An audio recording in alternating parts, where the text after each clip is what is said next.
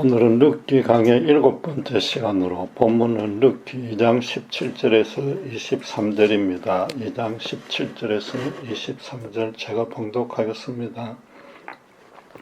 룻이 밭에서 저녁까지 죽고 그 죽은 것을 뜨니 보리가 한 에바쯤 되는지라 그것을 가지고 성읍에 들어가서 시어머니에게 그 죽은 것을 보이고 그가 배불리 먹고 남긴 것을 내가 시어머니에게 드리매 시어머니가 그에게 이르되 오늘 어디서 주었느냐 어디서 일을 하였느냐 너를 돌본 자에게 복이 있기를 원하노라 하니 룻이 누구에게서 일했는지를 시어머니에게 알게 하여 이르되 오늘 일하게 한 사람의 이름은 보아스니이다 하는지라.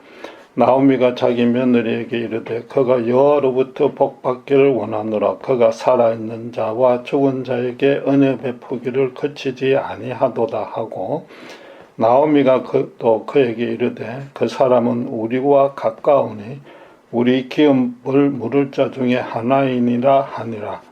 모압 여인 룻이 이르되 그가 내게 또 이르기를 내 추수를 다 마치기까지 너는 내 소년들에게 가까이 있으라 하더이다 하니 나오미가 며느리 룻에게 이르되 내 딸아 너는 그의 소녀들과 함께 나가고 다른 밭에서 사람을 만나지 아니하는 것이 좋으니라 하는지라.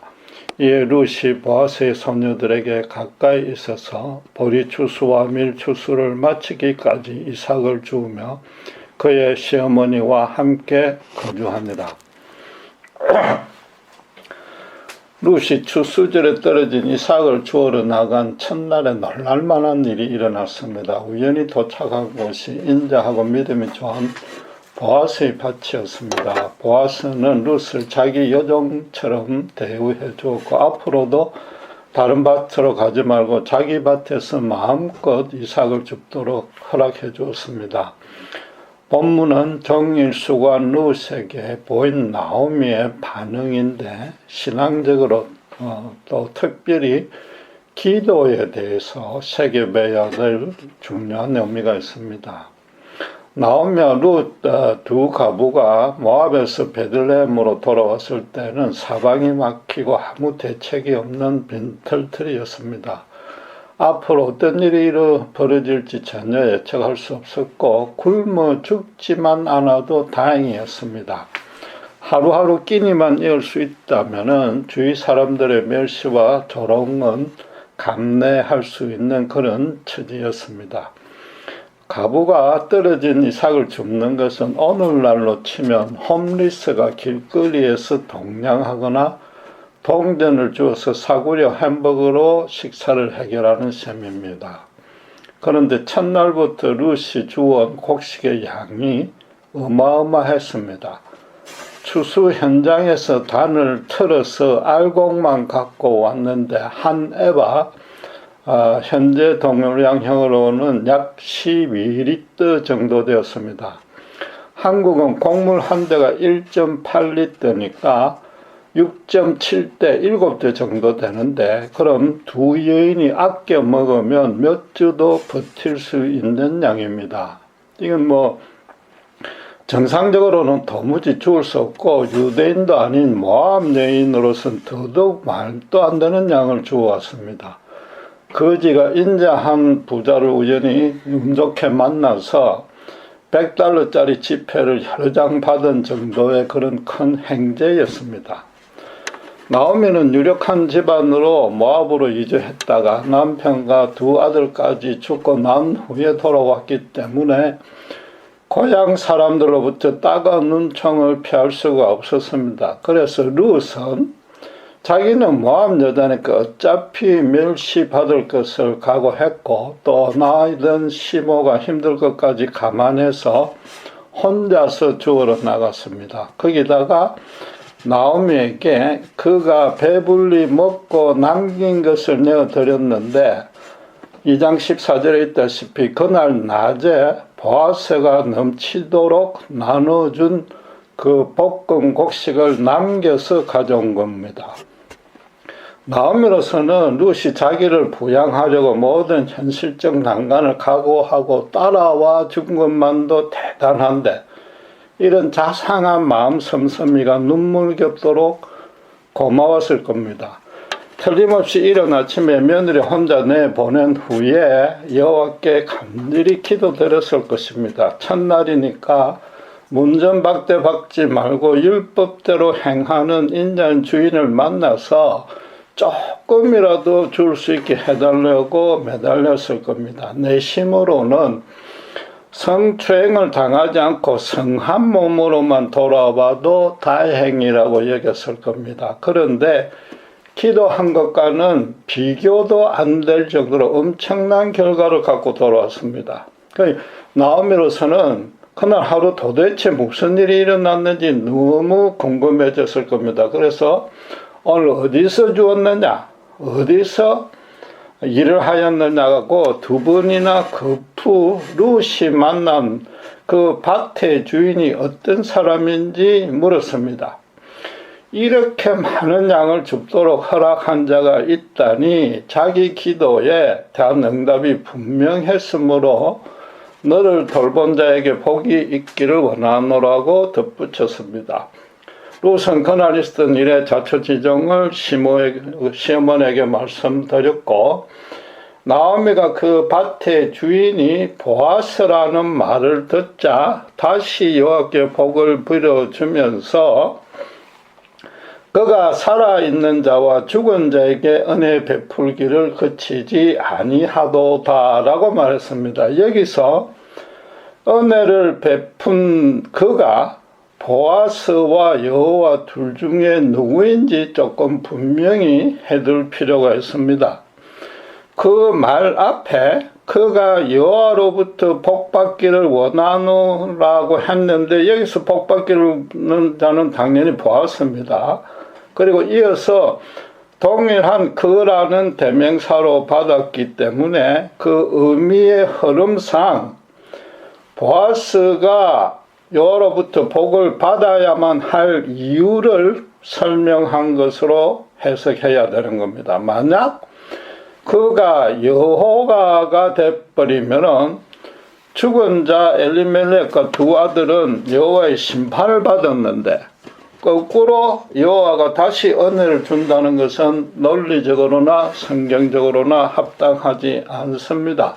그래서 이 말은 단순히 보아스가 룻을 넘치도록 도와주는데 그건 결국 그럼으로써 나오미 자기도 도움받았고 또 사실상 엘리멜렉 집안에 은혜를 베푼 셈이라는 뜻인 겁니다.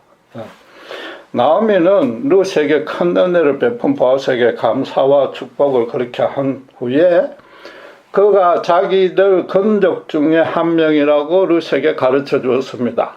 베들레헴의 그 수많은 사람들 중에 룻이 마침 기업 물을 자 중에 한 사람을 만난 것은 사실은 오늘 아침에 저녁 기도하지 않았습니다. 그런 일은 상상도 못했기 때문입니다. 그러니까 나오미는 하나님이 눈에 보이지 않게 당신만의 계획을 갖고 지금 자기들에게 뭔가 간섭하고 있다고는 깨달았을 겁니다. 보아스가 건족이란 말을 듣자 룻은 보아스가 추수를 다 마치기까지 자기 밭에서만 이삭을 주우라고 말했다고 강조했습니다. 보아스는 그때 룻에게 낮에 젊은 모압 과부가 유대인 시어머니 나오미를 정성껏 섬기는 그 효성과 이스라엘의 하나님 여호와를 순전히 따르는 믿음 그 두 가지 때문에 도와준다고 말했습니다. 물론 그랬지만 룻으로 봐서는 너무나 가분한 배려인지라 완전히 납득하지는 않았을 겁니다. 그런데 지금 그가 나오미의 건족이 된다는 말을 들으니까 왜 그런 말들을 했는지 이제 이해가 됐던 겁니다.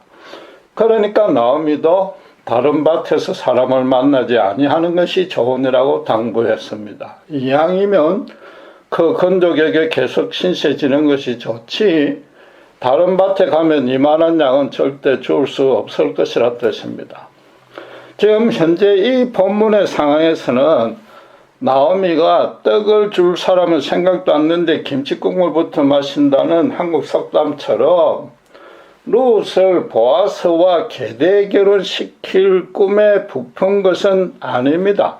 우선 룻이나 나오미나 다시 말하지만 그런 사람을 만날 것이라고 상상도 못했고 단지 이삭만 죽을 수만 있었으면 좋겠다고 생각하고 그렇게 기도했습니다. 무엇보다도 지금 나오미가 그는 너와 계대 결혼할 수 있는 사람이라고 하지 않고 단순히 기업을 물을 자 중에 하나라고만 말했습니다. 히브리어로 고엘이라고 하는데 남편의 가장 가까운 남자 친척을 뜻합니다. 율법에 따르면 고엘이 감당해야 될 임무는 크게 4가지고 계대 결혼은 그 중에 하나입니다. 가장 먼저 친척이 살해당했을 때는 방심하다 실수로 죽인 경우를 제외하고는 고엘이 피해 복수를 해도 정당하다고 민수기 35장 19절에서 27절이 말하고 있습니다.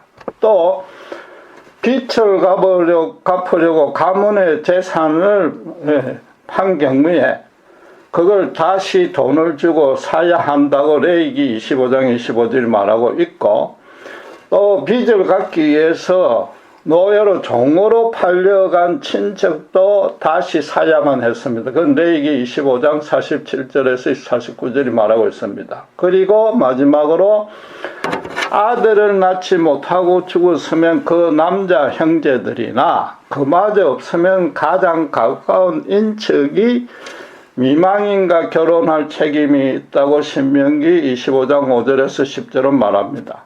그래서 이 고엘은 한마디로 가문의 이름과 기업을 유지해 나갈 재산과 자식이 없을 때에 가장 가까운 남자 형제 내지 친척이 그걸 대신 책임지게 하는 제도였습니다. 말하자면 나오미가 고엘이라고만 언급한 것은 단순히 위급한 경우에 경제적인 도움을 받을 수 있는 사람을 하나님이 붙여주셨다는 뜻이었습니다. 지금 남의 밭에서 이삭을 주어야만 할 처지니까 엘리멜렉이 대대로 내려온 기업을 모압으로 이주하면서 다 팔았거나 아니면 빚을 져서 남에게 넘어갔을 겁니다. 나오미에게 보아스와 룻의 계대 결혼도 가능하겠다는 생각이 스쳐 지나갔을 수는 있습니다. 그러나 이날 저녁만은 룻이 가져온 그 곡식에 놀라가지고 깊이 생각할 겨를이 없었고, 또 그래서 보아스의 나이나 외모나 성격 같은 신상 정보에 대해서는 전혀 물어보지 않았던 겁니다. 룻은 이 시어머니의 당부대로 보리 추수와 밀 추수를 마칠 때까지 보아스의 밭에서 이삭을 주었습니다. 이스라엘에서 보리 추수는 대체로 10월 중순에 시작되고 밀 추수는 6월 중순에 보리 추수는 4월 중순에 시작되고 밀 추수는 6월 중순에 행하니까 약 2달이 걸립니다. 절기로 따지면 6월절에서 맥추절까지 7주간 정도가 됩니다. 그리고 맥추절은 6월절에 7주 이후니까 7 곱하기 7, 49일이 지난 다음에 50일째가 되므로 오순절이라고도 불리는 겁니다.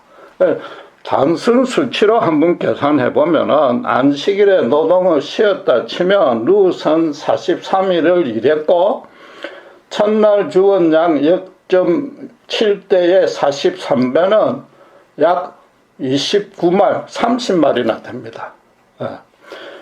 두 여인이 다음 해까지 먹고도 남으며 여유분을 팔아서 생계 비용에 보탤 정도입니다.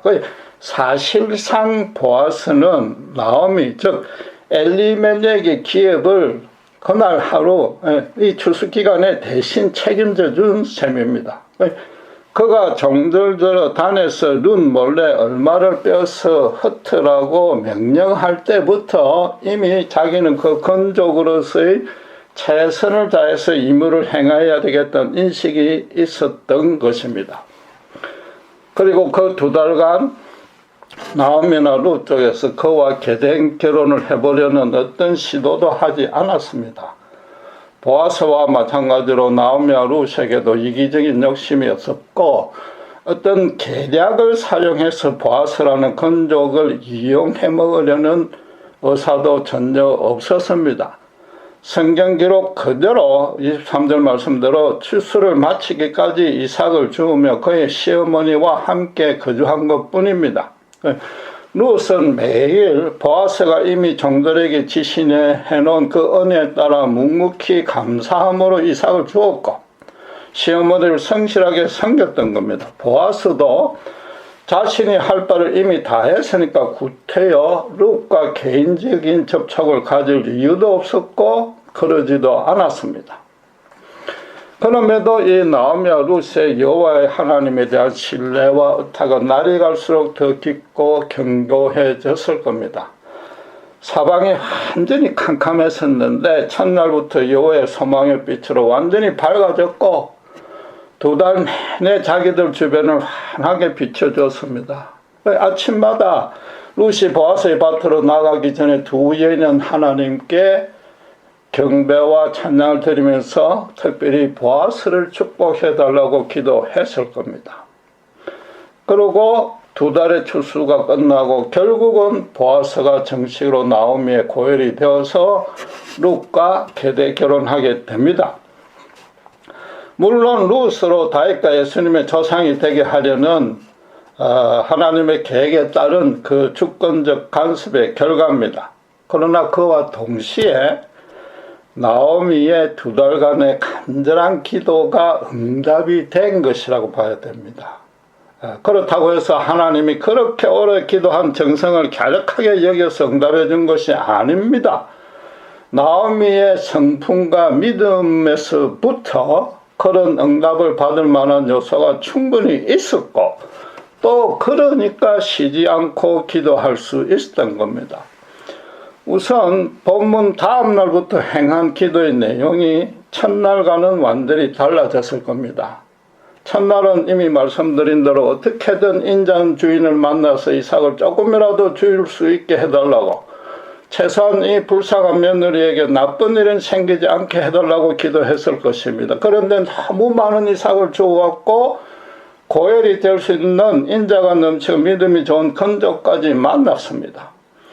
기도한 내용보다 비교가 안 될 정도로 정확히 말해서는 기도하지 않는 복까지 받았습니다. 성경에서 알다시피 가장 큰 기도 응답, 그런 응답을 받은 자는 솔로몬이었습니다. 열왕기상 3장 11절 13절에 하나님이 자기를 위하여 장수하기를 구하지 아니하며 부도 구하지 아니하며 자기 원수의 생명을 멸하기도 구하지 아니하고 오직 성사를 듣고 분별하는 지혜를 구하였으니 내가 또 내게 네가 구하지 아니한 부귀와 영광도 내게 주노니 내 평생의 왕들 중에 너와 같은 자가 없을 것이라고 말하고 있습니다. 그래서 흔히 솔로몬이 1,000번제를 드린 정성과 세속적인 것이 아닌 의로운 것을 구했기 때문에 구하지 않은 부귀와 영광까지 받았다고 이해합니다. 그러나 그건 어디까지나 표면적인, 표피적인 해석입니다. 왜냐하면 이미 그는 왕이 되었으므로 온 나라 전체에 최고로 부귀하고 영광스러운 자가 되어 있습니다. 명령만 하면 무엇이나 차지할 수 있기 때문에 굳이 그런 것들을 구할 필요도 이유도 없었습니다. 솔로몬은 젊은 나이에 왕이 된 데다가 다윗의 적손이 아니었습니다. 알다시피 다윗은 자신의 충직한 부하였던 우리아의 아내와 아내 바세바와 불륜을 저질렀고 그 사실을 들키지 않으려고 우리아를 죽여버렸습니다. 그래서 이 바세바에게서 2번째로 태어난 서자 왕자였습니다. 우리아와 함께 고생했던 신하들이 당연히 솔로몬을 우습게 여기다 못해서 미워했을 겁니다. 솔로몬으로서는 가장 큰 고민이 나라를, 이 신하들을 어떻게 잘 통솔해서 나라를 어떻게 잘 다스리느냐, 그거 하나뿐이었습니다. 다른 모든 것은 다 갖췄는데 이 하나 아쉬운 것, 이 정치적인 지혜와 경륜이었기 때문에 오직 그것을 간절히 구하고 또 구한 것입니다. 그런데 하나님이 볼 때 그 왕으로서 나라를 잘 다스리겠다는 열정과 소망이 하나님 뜻에 부합됐기 때문에 기도한 그대로 응답받았던 것입니다. 그리고 또 하나님께 받은 지혜 그대로 나라를 잘 다스렸으니까 자연이 더 부강해지고 인근에 그의 이름이 높아진 겁니다. 여러분, 천일 새벽 기도를 하거나 의도적으로 흐려운 내용으로 기도한다고 응답이 잘 되는 게 아닙니다. 그건 제사보다 제사밥에 마음이 가 있는 겁니다. 근본적으로. 그래서 기도 응답을 잘 받는 방법을 따지는 것부터 사실은 잘못입니다. 하나님은 일을 하는데 반드시 필요한 것들 중에 자기 힘으로는 불가능한 것을 두고 간절히 기도해야 됩니다. 그러면은 어폐가 있지만 하나님으로서는 그걸 응답해 줄 수밖에 없는 것 아닙니까? 이 나오미가 첫날에 기도하지 않은 것까지 응답받은 근거도 이 솔로몬의 경우와 정확히 똑같았습니다. 그녀로서는 자신의 간곡한 말미에도 불구하고 기어이 자기를 따라온 이 착한 며느리를 어떻게 하든 행복하게 살 수 있도록 최선을 다해 도와주겠다는 그런 결심이 서 있고, 그게 인생의 최대 관심사였습니다. 이 이방여인 가부 룻이 베들레헴에서 제대로 살아갈 수 있는 길은 아무리 생각해도 유대인과 재혼하는 것 뿐입니다. 룻이 아직 젊고 성품과 효성이 좋다는 소문이 났고 영모도 아름다웠을 테니까 결혼하겠다는 유대 남자들은 얼마든지 나설 수 있습니다. 그런데 만약 다른 지파와 시집 가버리면 나오미와 룻은 완전히 남이 되어버립니다. 룻이 자기를 따라오지 않고 그냥 모압 땅에 남은 것과 하나 다를 바 없습니다. 그래서 룻이 계대 결혼하여 가문의 이름과 기업을 이어가며 함께 살아갔으면 좋겠다는 그런 소망은 당연히 품고 또 계속 그렇게 기도했을 겁니다. 또 그 일은 율법에 규정된 제도므로 자기의 개인적인 욕심이기 이전에 하나님의 선하신 뜻입니다. 그러니까 나오미도 솔로몬처럼 자신에게 가장 절실하면서도 하나님의 뜻에 합당한 일을 두고 간절히 기도했던 겁니다. 그런데 마침 룻이 첫날 나갔다 와서는 건족을 만났다고 합니다. 그런데 또 안타깝게도 평소에 가깝게 지내며 알고 있던 친척, 즉 당장 계대 결혼이 가능한 1차 상대는 아니었습니다.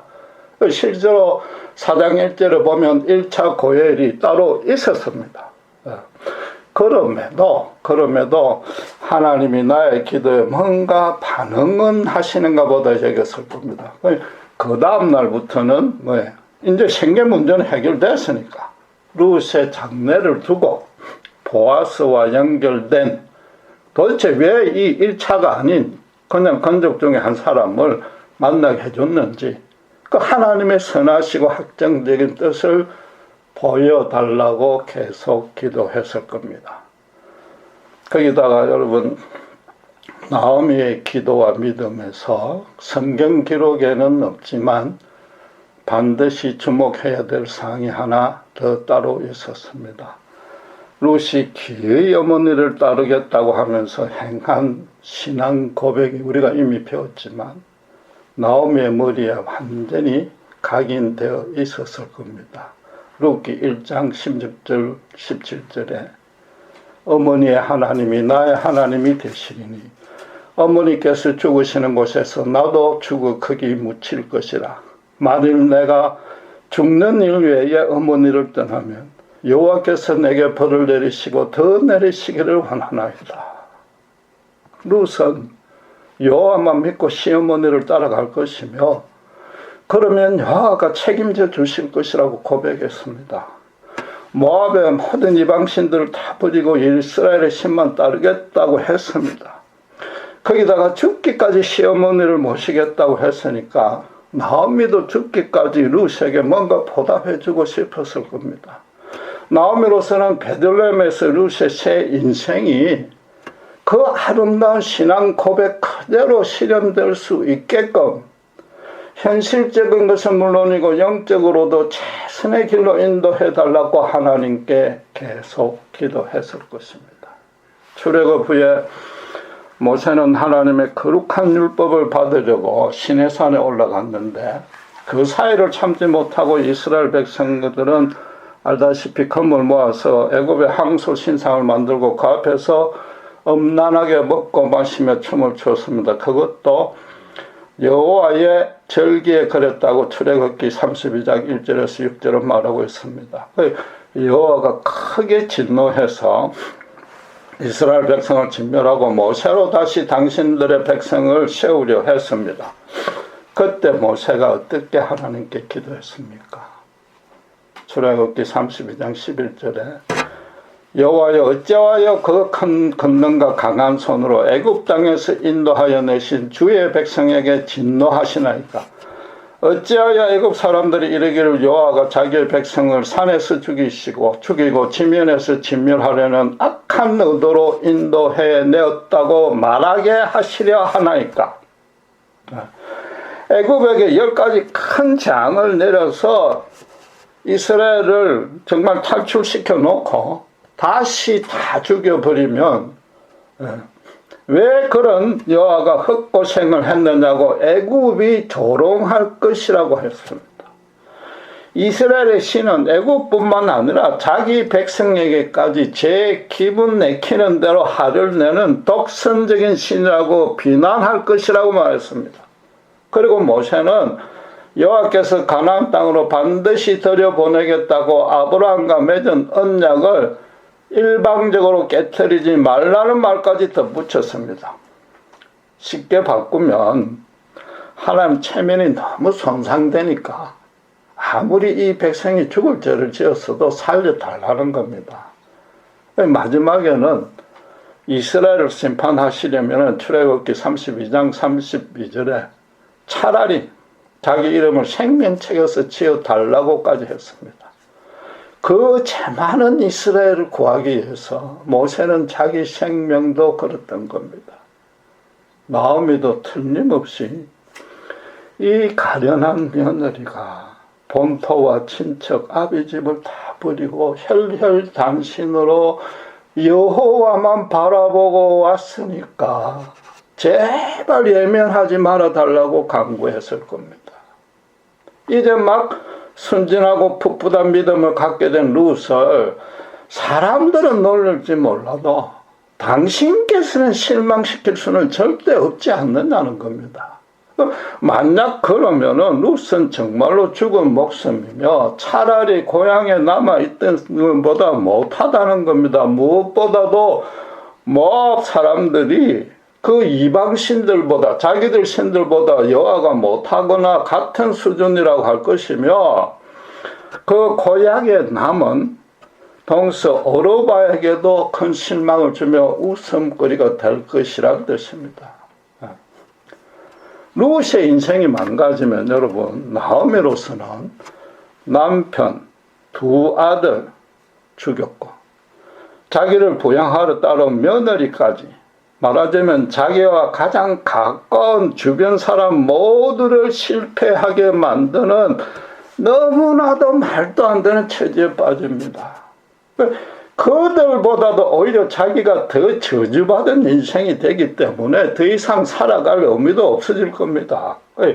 나오미도 모세처럼 차라리 자기를 죽이더라도 하나님들어 룻의 인생을 당신의 이름과 권능을 걸고 책임져 달라고 요구했을 겁니다. 모세는 이스라엘이 큰 죄악을 저질렀어도 하나님의 약속을 붙들었고, 나오미는 이방 여인의 그 순전한 신앙 고백을 붙든 것만 다를 뿐입니다.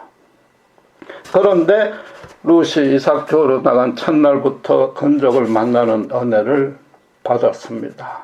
나오미로서는 자신의 평소의 소망 내지 기도에 부합하게 하나님이 역사하고 있다고는 느꼈을 겁니다. 그러나 2달 가까이 지나도 특별한 일도 또 그럴 만한 징조도 일어나지 않았습니다. 그럼에도 나오미는 룻을 위한 기도를 쉬지 않았을 것이며, 룻은 자기 행할 바를 매일 최선을 다해 묵묵히 행했다고 지금 성경은 결론 짓고 있는 겁니다.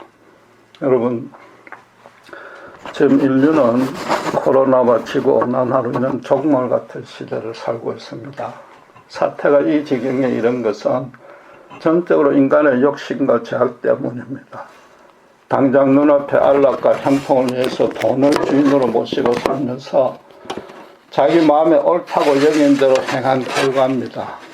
나라나 개인이나 서로 남들보다 앞서려고 무차별적인 경쟁을 하니까 생존 환경은 황폐해지고 온갖 바이러스가 출현하고 극심한 자연재앙도 빈번히 지금 발생하고 있는 겁니다. 앞으로도 더 악화될 것이며 시급히 적절히 대처하지 않으면 예상보다 더 빨리 최악의 사태를 맞을 수 있을 겁니다. 하나님의 관점에서 본다면은 세상 타락이 당신의 인내의 한계까지 차올라서 지금 가히 심판하기 직전이라고도 말할 수 있습니다. 이런 때에, 바로 이런 때에 모세처럼 당신의 이름만 높이기 위해서 자기 목숨을 걸며 기도하는 신자들이 절실합니다. 이번 사태가 비록 인간의 죄악과 욕심 때문에 일어난 것은 분명하지만은 하나님 이런 처참한 지경인데도 손을 놓고 두고 보시기만 할 것입니까? 얼마나 더 많은 희생자가 나와야 분이 풀리겠습니까? 우리 모두가 도무지 자격과 염치도 없지만 그래도 당신의 인자는 영원하시고 끝이 없지 않습니까? 어서 빨리 그 큰 긍휼을 내리셔서 이 사태를 선하게 인도해 달라고 매달려야 됩니다. 그러기 위해서는 기도하는 사람들부터 모세나 나오미처럼 평소부터 하나님을 온전히 믿고 그분만 범사의 중심에 두고 그분의 일에 충성 헌신하고 있어야 됩니다. 오직 하나님만을 믿고 의지하는 자답게 매사에 당당하고 거룩하게 임해야 됩니다. 그래야만 그렇게 당당하게 요구할 자격, 최소한도 그런 담대함이 생길 것 아닙니까? 마찬가지로 아무리 간절히 기도해도 앞으로 언제 어떤 일이 일어날지 구체적으로는 알 수 없습니다. 그럼에도 모든 여건이 되어져가는 모습을 영적으로 잘 분별해 가면서 하나님의 거룩하신 개입하심에 대한 소망을 끝까지 놓치지 않고 점점 더 키워나가야만 되는 겁니다. 무엇보다 그분의 완전한 긍휼이 임할 때까지 쉬지 말고 기도해야 됩니다. 비록 세상에는 온갖 죄악이 들끓고 여전히 해결할 생각이 없지만 그래도 그럴수록 신자는 하나님만의 권능과 은혜가 반드시 이 땅에 드러나게 해달라고 당당하게 아뢰 수 있어야 됩니다. 왜냐? 그 결과가 당신의 당신다우심을 천하 만민이 보고 당신께 엎드리게 될 것이니까 그렇습니다. 그런데 대부분의 신자들의 솔직한 모습이 어떻습니까? 자기가 소원하고 계획한 계획적인 일들을 하나님이 주신 비전임으로 반드시 이루어 줄 것이라고 착각하고서는 뜨겁게 기도합니다. 아무리 종교적으로 그럴싸하게 포장해도 자기 형통만 바라는 기복주의요. 정력으로 서려고 잘못 구했기 때문에 오히려 얻지 못할 겁니다. 여러분 정말로 단 한 번이라도 하나님들은 당신이 약속하신 말씀을 지키라고 당당히 요구한 적이 있습니까? 그 전에 개인적으로 받은 분명한 소명이 있고 그 실현을 위해서 목숨을 건 적이 있습니까? 그래서 그 소명을 이루는데 하나님이 도와주시지 않으면 하나님의 체면과 위신이 깎인다고 담대하게 말씀드린 적이 있느냐 말입니다. 무엇보다도 나를 통해서 내 주변에 불쌍한 자에게 당신만의 은혜를 베풀어 주시고 그러지 않을 양이면 차라리 나를 죽여달라고 매달린 적이 있습니까? 이스라엘 백성은 완악하게 죄를 짓고 또 죄를 지어서 연병이다, 자연재앙이다, 전쟁 등의 엄청난 징벌을 받았습니다. 그러다가 수만 명의 죽음을 당한 후에라도 전 백성이 옷을 찢고 죄를 덮으시고 금식하며 회개 기도를 했습니다. 하나님이 그 정성과 열심을 본 것이 아니라 늦게나마 백성들이 한 마음이 돼서 진심으로 회개하는 모습을 보고 징벌을 멈춰줬습니다. 지금 미국은 코비드로 사망자가 70만 명이 넘었었고 역사상 최악의 팬데믹이 되었습니다. 그런데도 온 나라가 백신의 의무 접종 여부 하나로 좌우로 분열되어서 서로를 지금 원수처럼 대하고 있습니다. 한 마음이 되어 함께 기도해도 모자랄 판국에 교회마저 신자마저 그 흐름에 휩쓸려서 서로 삿대질하고 갈피를 잡지 못하고 있습니다. 현실적인 최선책은 백신이고 그래서 언젠가는 이 사태가 종식되겠지만은 오늘날의 신자와 사람들이 구약의 이스라엘 정도도 회개하지 않을 것이 분명하므로 더 큰 재앙들도 분명히 또 닥칠 겁니다. 하나님은 바로 이런 때를 대비해서 신자를 세상에서 따로 불러냈습니다. 그 뜻을 잊지 말아야 됩니다. 나오미는 하나님이 그 큰 고난을 겪게 했지만 순전한 믿음의 며느리 룻을 통해서 그분의 뜻을 하나씩 분별해 나가며 그에 합당하게 기도했습니다. 모세처럼 하나님의 직통 계시를 받은 것도 아니고 오늘날 우리 신자처럼 성경적 진리에 대해서 제대로 배우지도 못했습니다. 며느리 룻이 생명을 걸고 자기를 섬기면서 여호와를 죽기까지 사랑하니까 자기도 무슨 희생을 당해도 좋으니 룻을 위해서 최선의 길로 인도해달라고 하나님께 그냥 간절히 기도한 것뿐입니다. 정말 같은 시대라고 해서 따로 특별히 취해야 될 강력한 믿음의 방안은 없습니다. 나오미처럼 가장 가까운 사람을 살리기 위해서 매일 최선을 다해서 섬기면 되고 그마저 힘들면 최소한도 기도라도 매일 해주면 됩니다. 누차 강조하지만 미래는 하나님의 몫이고 현재 주변에 힘든 이웃은 당장 신자들의 몫이기 때문입니다. 기도하겠습니다. 사방이 막혀 절망 가운데서 단순히 하나님만 믿고 나왔던 첫날에 기적 같은 은혜를 받았고 기도하지 않은 것까지 응답받았습니다. 솔로몬의 기도와 모세의 기도를 통해서 하나님이 어떻게 그런 기도에 역사하는지 배웠습니다.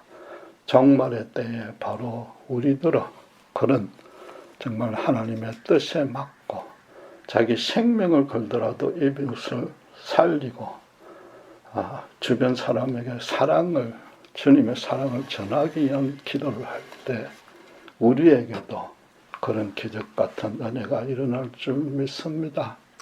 이 종말의 시대에 바로 그런 모세같이 솔로몬과 같이 기도하는 신자들이 일어나게 하시고 아무리 세상이 해결치 않고 신자와 교회들마저 타락해 갈지라도 그런 남은 자를 통해서 하루속히 팬데믹을 종식시키고 하나씩 다시 한번 부흥하고 개혁할 수 있는 그런 축복을 남은 자를 통해서 일으켜 주시옵소서. 감사합니다. 우리 주 예수 그리스도 이름으로 기도드렸습니다.